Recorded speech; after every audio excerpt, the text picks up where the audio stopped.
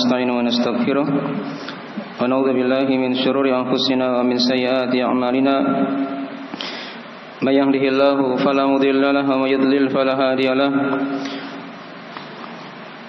أشهد أن لا إله إلا الله وحده لا شريك له وأشهد أن محمدا عبده ورسوله صلى الله عليه وعلى آله وصحبه ومن تبعهم بإحسان إلى يوم الدين أما بعد فإن أصدق الحديث كتاب الله وخير الهدي هدي محمد صلى الله عليه وعلى آله وسلم وشر الأمور محدثاتها فإن كل محدثة بدعة وكل بدعة ضلالة وكل ضلالة في النار. Ma'asyiral muslimin, jamaah Jumat yang dirahmati oleh Allah Subhanahu wa taala. Alhamdulillah, kita bersyukur kepada Allah Subhanahu wa taala yang senantiasa memberikan nikmat dan karunia-Nya sehingga kita dimudahkan oleh Allah di hari Jumat yang diberkahi ini berkumpul di rumah dan rumah-rumah Allah untuk melaksanakan dari sebagian kewajiban yang Allah Subhanahu wa taala wajibkan kepada kita. Pada khutbah Jumat yang ringkas ini kami akan membacakan 4 ayat dari surah Az-Zariyat tentang hikmah dan pelajaran dari kebinasaan kaum Nabi Lut alaihissalam. Diterangkan oleh Allah Subhanahu wa taala dari ayat yang ke-31 sampai pada ayat yang ke-34. A'udzu billahi minasyaitonir rajim. Qala fama khatubukum ayyuhal mursalun. Qalu inna ursilna ila qaumin mujrimin linursila alaihim hijaratan min tin musawwamatan 'inda rabbika lil musrifin. Terjemahan dari mana ayat? Qala fama khatubukum ayyuhal mursalun. Nabi Ibrahim alaihissalam berkata kepada para malaikat, kata beliau, fama khatubukum ayyuhal mursalun. Lalu apa urusan kalian? Apa keperluan kalian, wahai para rasul? Qalu inna ursilna ila qaumin mujrimin.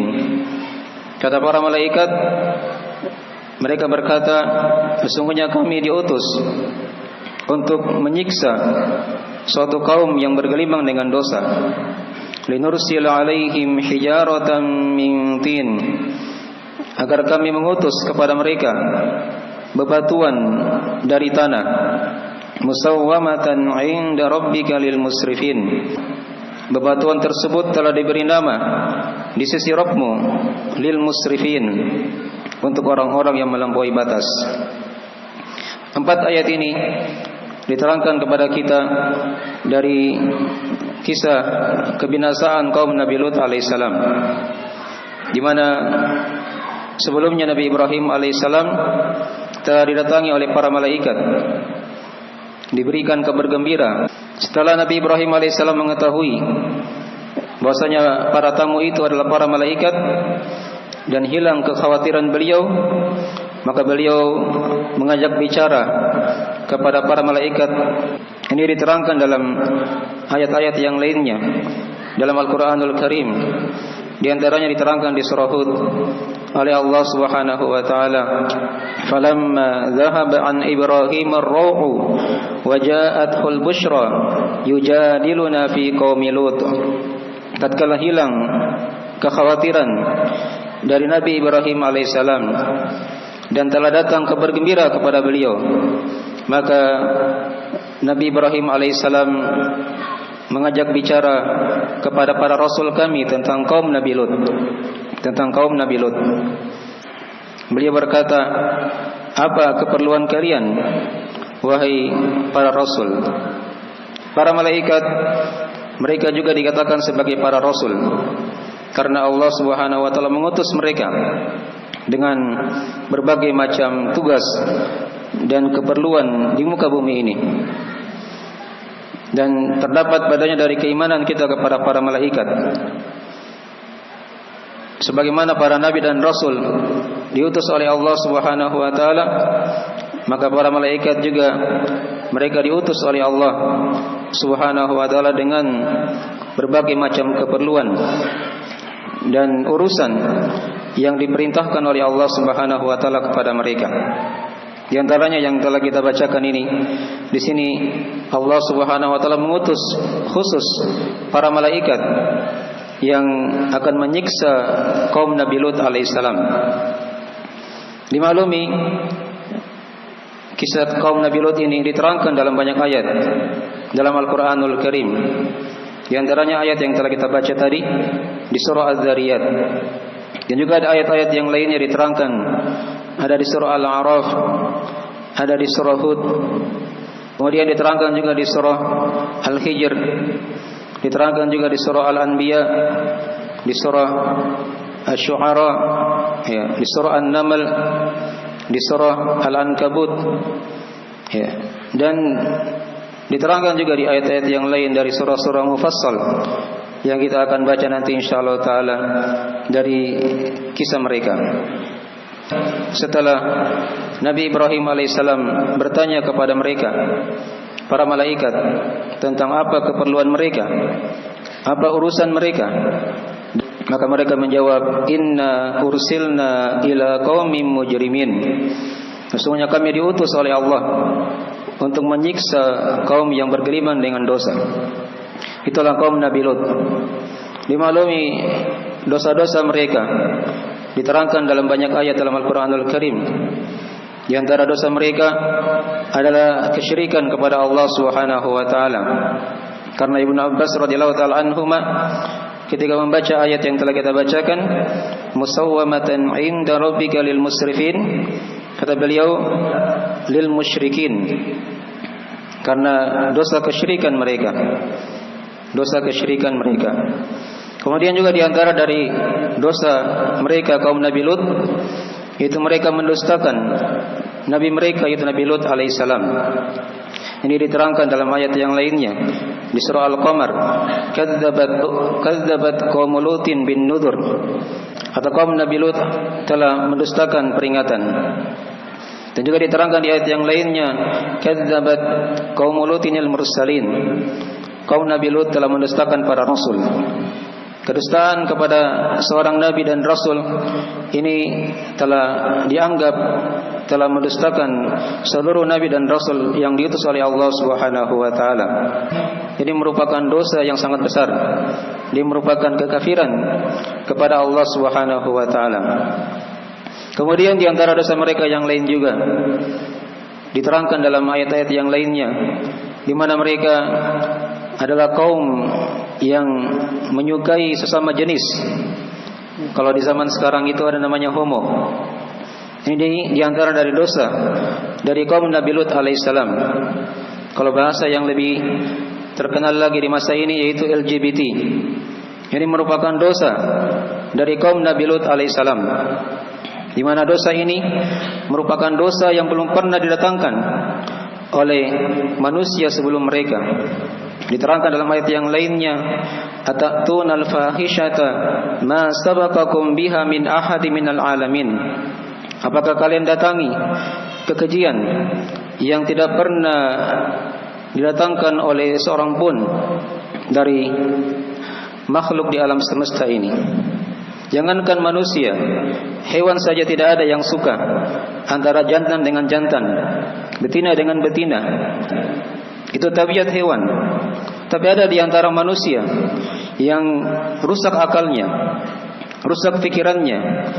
Mereka mencari sama-sama jenisnya.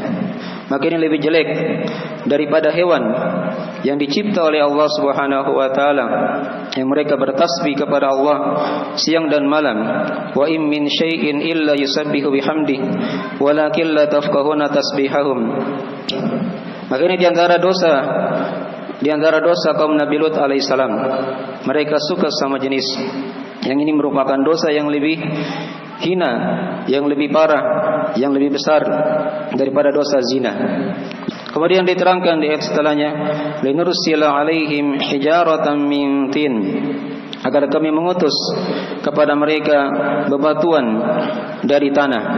Diterangkan di ayat yang lainnya oleh Allah Subhanahu wa taala, falamma jaa amruna ja'alna 'aliyaha safilaha tatkala datang perkara kami, siksaan kami, kata Allah, kami menjadikan tempat mereka yang tadinya di atas dijadikan di bawah, dibalik oleh Allah Subhanahu wa taala tempat tinggal mereka.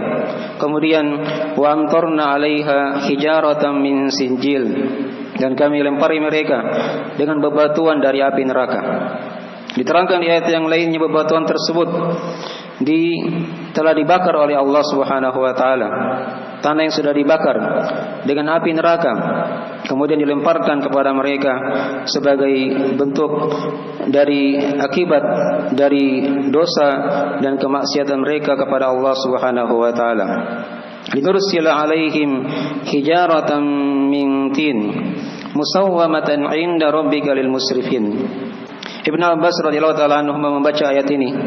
Ketika beliau membacanya, beliau menafsirkannya musawwamatan 'inda rabbika lil musyrikin. Ya, bebatuan tadi itu telah diberi nama oleh Allah Subhanahu wa taala dengan nama-nama mereka sendiri. Dan Allah Subhanahu wa taala membuatkan batu yang telah dibakar dengan api neraka dan diberi nama batu tersebut dengan nama-nama mereka. Yang mana setiap batu itu akan melempari mereka masing-masing sesuai dengan nama yang telah diberi nama oleh Allah, musawwamatan inda rabbika lil musrifin. Ibnu Abbas membacanya dengan lil musyrikin karena kesyirikan kepada Allah Subhanahu wa taala ini merupakan pelampauan batas, kezaliman yang paling besar, pelampauan batas yang paling besar. Aku qali hadza kama tasma'un, astaghfirullah li wa lakum wa lisairil muslimina min kulli dzam, innahu huwal ghafurur rahim.